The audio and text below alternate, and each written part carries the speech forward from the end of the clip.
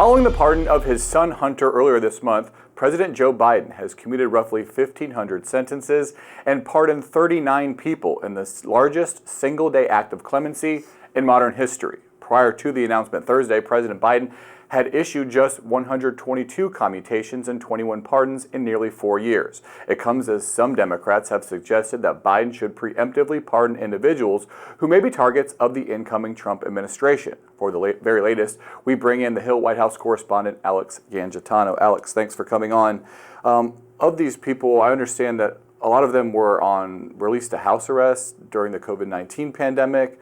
Are they elderly people, nonviolent offenders? Who are we actually talking about? That's right. These are people that were able to be released to home confinement because of the COVID-19 pandemic. And so nonviolent, elderly, people that they felt like they don't need to, keep in the prison system. And so that's how unprecedented all of this is, just because, it's not unprecedented. It's very common, actually, for presidents in the last weeks of their administration to issue a ton of pardons and commutations. But in this case, it has to do with the COVID-19 pandemic. That's an unprecedented situation. He issued the most, he hit the daily record, as you mentioned. And at the same time, this was after he made the remarkable move to pardon his own son. So he's been under pressure to give some pardons to some other people after that Hunter Biden pardon. He had been under pressure to do a lot more pardons. Nonviolent offenders was one of the key focuses. There's also been this focus on people that are on federal death row. I think there's about 40 of them. Do we know if they're included in this, or could there be possible further action? Biden has said he's against capital punishment. Are those 40 people going to be taken off federal death row? Yeah, what's interesting, as you mentioned, his Catholic faith, he is against capital punishment. And so that's another kind of thing that I think he weighs into when he's looking at this. But I think we're going to see a lot more from Biden. They've already said that there's going to be more pardons coming. And again, he's hearing from criminal rights activists and advocates in that space. So I think we're going to see people like a death row inmate, somebody who people thought went to jail unjustly. And I think we might have to wait till January for that. He's going to want to make a big splash with some of those names. What's the latest on the Trump enemies situation? It seems like some of them might not want pardons. There's been a lot of talk of whether it's inappropriate to preemptively pardon somebody. Yeah, it's interesting. If you talk to now Senator Adam Schiff about it, he'll say that he doesn't want a pardon as kind of part of this blanket situation. There's also, when we talk to people about this, pardoning sometimes gives off the idea that they did something wrong, that they would be headed towards jail, whereas these people that worked on the January 6th committee or that worked for just President Biden in any capacity are saying they're not criminals, they don't need a pardon, just to outline how ridiculous of a concept it would be to put a political enemy in jail here in the U.S. But my understanding from talking to people in the White House is that conversations are still ongoing, that this is something that is very much an option, is to issue these blanket pardons. And it would look like similar to how President Carter issued blanket pardons for people that avoided the Vietnam War draft. Just say, let me make it as broad as possible. And also that could be a way to not bring out some specific names that could make them even more of a target. Speaking of pardons, Donald Trump is doubling down on his promise to pardon people that were involved in the January 6, 2021 attack on the U.S. Capitol. 1,500 people have been charged in those cases. The charges range from misdemeanor trespassing to seditious conspiracy. There are leaders of the far-right groups, Proud Boys, Oath Keepers involved as well. Is he going to pardon everybody? There's been some talk that maybe he would just focus on people that were trespassing, but would he go as far to pardon people that were attacking police officers?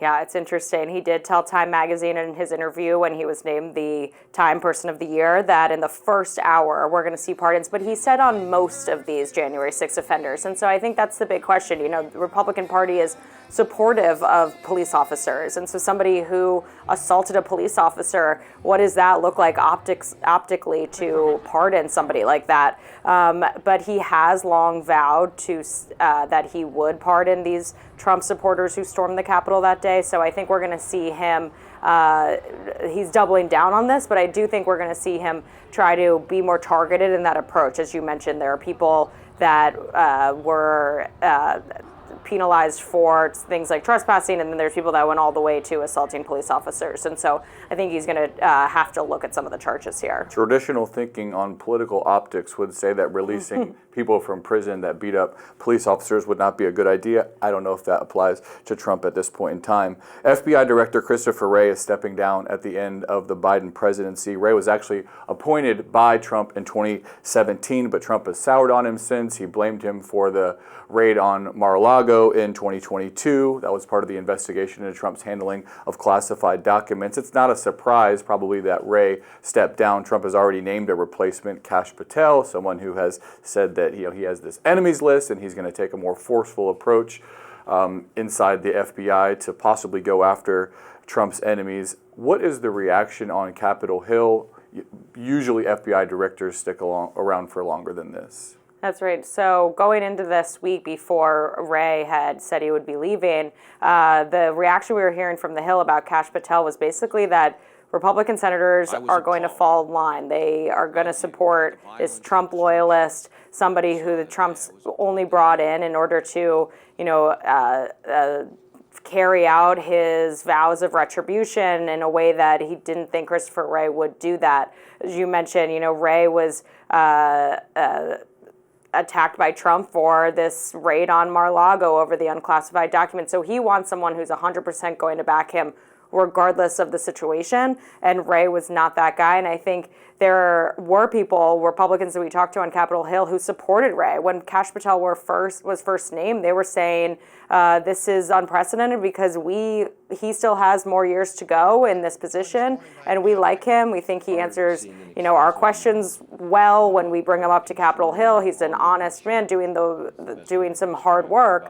Meanwhile, I think Wray is looking at this as, I don't want to be in a position that I'm constantly fighting with the administration or Trump figures out a way to force me out, especially with Patel not getting a ton of pushback on the Hill so far. A lot of pressure being put on those senators to fall in line with Trump's picks. The National Defense Reauthorization Act has passed the House. The Senate is set to take up the issue next week. It's interesting, most Democrats in the House actually voted against this bill. A lot of it had to do with this amendment that was added by Republican House Speaker Mike Johnson to ban medical interventions for children of service members who are suffering from gender dysphoria. Is the White House saying anything about that? Are Democrats in the Senate going to also oppose what many of them might think is an overall good bill over this one issue that they have a problem with? Yeah, it'll be interesting to see how much it comes down to this one issue. I mean, over 80 Democrats in the House were able to support this bill despite that one issue. So I think we could see some Democratic senators also willing to do so. But President Biden has promised to veto any legislation that would enshrine discrimination against trans people into law. And so this is legislation that does discriminate. It has to do with trans youth, though, and military funding. So that the White House has not specifically said what they want to do here, but they're going to have to answer to this one after the president's vows to protect transgender Americans. But the president also could be seeing how Democratic senators react to this too. They're the first in line to figure out if they can support this. Yeah, and that's an issue that I don't know if Democrats want to pick a big fight over coming into the new administration and the new Congress, considering how it was treated in the last election. Kari Lake is Trump's pick to lead Voice of America. Voice of America is a media outlet run by the U.S. government. It services in 40 languages, broadcasts across the world to ostensibly give people an American perspective on the news. Lake is known as a staunch Trump supporter. She spread these unfounded conspiracies about the 2020 election. What would you expect Voice of America to look like under Kari Lake's leadership? It's a very good question. She was floated earlier this week as a possible pick for ambassador to Mexico, which was interesting because that has to do with tariffs and that has to do with immigration policy, of course. That a Trump loyalist at the helm of that could carry out some of his biggest campaign promises. Her at Voice of America, this is a media outlet, as you mentioned, that is seen globally. It's also a media outlet that I see some of their correspondents in the White House. They cover the White House just like everybody else, even though they're run by a presidential appointee. So it's an interesting media outlet, definitely unique for what we have in the U.S. But if Trump wants his message out to the world in the way he wants it, I think he's looking at a Lake as somebody who can help control that for him. As you mentioned, though, this is somebody who spread conspiracies about election interference. She did not take her loss in the Arizona governor's race well, but she has definitely had a strong relationship with Trump for a while, and she also just lost her Senate race in Arizona to Democrat Ruben Gallego. So it makes sense she's getting a nod in the Trump administration, but how VOA will look with her at the helm will be very interesting to see. It's something that I think makes sense in terms of, though, how Trump wants to operate. Yeah, would have to imagine it would take on more of a MAGA tone moving forward if that in fact comes to fruition. Alex Gangitano, thanks so much for coming on. Thank you. Mystery drone sightings in New Jersey have some people concerned, with a lot of questions and so far very few answers. A hearing on Capitol Hill and a New Jersey meeting of local leaders have both failed to alleviate those fears. Next, our nation's Pix 11 anchor reporter Kirsten Cole has more from Hoboken. This is such a mystery. Hundreds of lawmakers gathered with the state police. We're talking about local mayors and other elected officials to try and figure out exactly what is behind this. They're frustrated. They're hearing from their constituents about these repeated drone sightings, but nobody has been able to get behind exactly who's flying these drones and what exactly their purpose is. They have been reported in some 10 counties across New Jersey, Morris, Passaic, Bergen, and Hunterdon, as well as across the tri-state area. These sightings have been reported since mid-November. Some witnesses claim that these drones are massive, the sizes of cars in some cases. A U.S. Army base in northern Morris County had at least 11 sightings, including, according to the Army, after the Federal Aviation Administration restricted their airspace and said no drones can fly here. They've also been restricted from flying over the golf course owned by President-elect Donald Trump in Somerset County. There was a hearing on Capitol Hill earlier this week, a Coast Guard testifying from a congressman that a Coast Guard boat was reportedly followed by between 12 to 30 of these in a very patterned pursuit. The Pentagon saying the drones aren't from the U.S. military and denies that they're from another foreign country. They talked about just the other night, they got 180 sightings of drones. We are literally being invaded by drones, and we have no idea who's doing it and where they're coming from. It takes a lot of more power to operate a drone in the cold. I can get about 45 minutes in the air just hovering with my drone. These drones are up in the air for more than 2 hours. I consider, and I think all the mayors in there consider, the size and weight of these things as a threat. If they lost power, they short-circuited, they're coming down and they're big.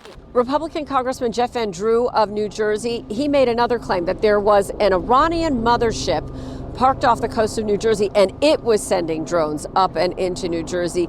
The Pentagon has completely shot that down, but the FBI still wants to hear from you. If you have any tips, any sightings, any video, 1-800-CALL-FBI. We're in Hoboken. I'm Kirsten Cole, Pix 11 News. Thank you, Kirsten Cole. Campaign finance experts are raising concerns over a Super PAC that popped up just before the 2024 elections. The PAC, called Save Western Culture, spent $1.4 million on controversial ads, mailers, and robocalls that boosted libertarian candidates and attacked Republicans in battleground House and Senate races. Finance experts say they noticed red flags when the PAC's sole source of funding came from a $1.6 million donation made by a brand new nonprofit called Stop China Now Incorporated, which was not disclosed until after the election. Experts say the setup of the two organizations allows the nonprofit to provide a shield for the funder or funders of the Super PAC. Both the PAC and the nonprofit share a P.O. box in Massachusetts and a name listed on both business records. The Hill reached out for comment, but has not heard back. That's today's Daily Debrief. I'm Drew Petrimoulx. Be sure to like, share, and subscribe to the Hill's YouTube channel, and come back here soon for the intersection between politics and policy.